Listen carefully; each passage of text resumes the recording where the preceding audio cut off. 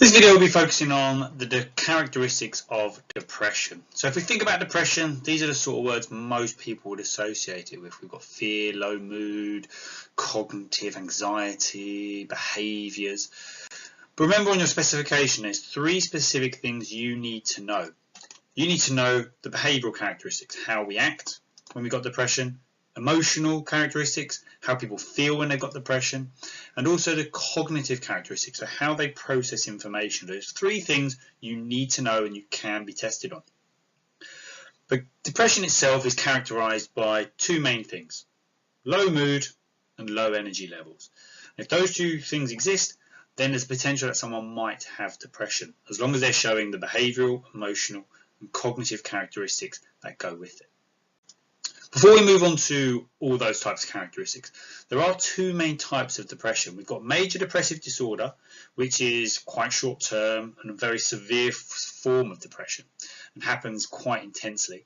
And we've also got persistent depressive disorder, and that's where depression occurs over a very long period of time and can happen over and over again. It's a recurring form of depression.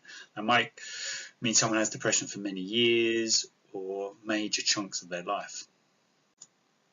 So there are a number of behavioural characteristics, so the way people act when they've got depression. And one of the major things that gets affected is people's activity levels. They have reduced levels of energy and they begin to feel lethargic or really tired.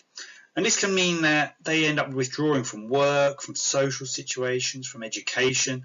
They're unable to get out of bed and actually get involved in these different areas of their life.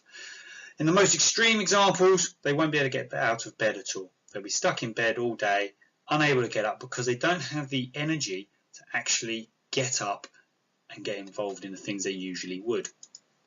Some people who have depression also get disruption to their sleep, and there's 2 different things that can happen here.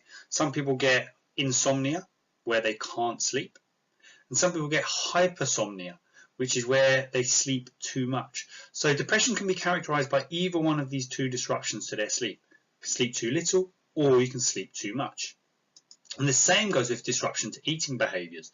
Sometimes people will eat an awful lot more when they're depressed, sometimes people will eat an awful lot less. And that's going to have obvious impacts on their body. So people who are depressed could either put on an awful lot of weight if they're eating too much, or they could lose weight if they're not eating enough. So there's these different behavioural characteristics that can occur when you're suffering from depression. Other behavioural characteristics of depression can include aggression.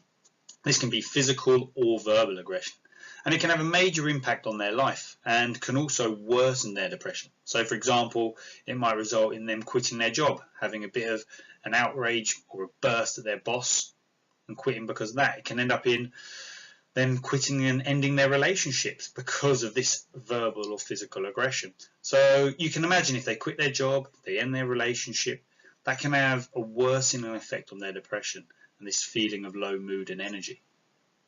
And also in extreme cases it can result in self-harm. And this is where the aggression gets directed towards themselves and they start to cut themselves or harm themselves in a number of different ways. There are a number of different emotional characteristics that characterize having depression, and the main one is having a feeling of low mood. This is more than you just feeling a little bit sad every so often. This is a persistent feeling of having low mood and feeling, I suppose, worthless and not really feeling that you're worthy of having other people around you or having other interests. And people do start to feel worthless. They feel empty.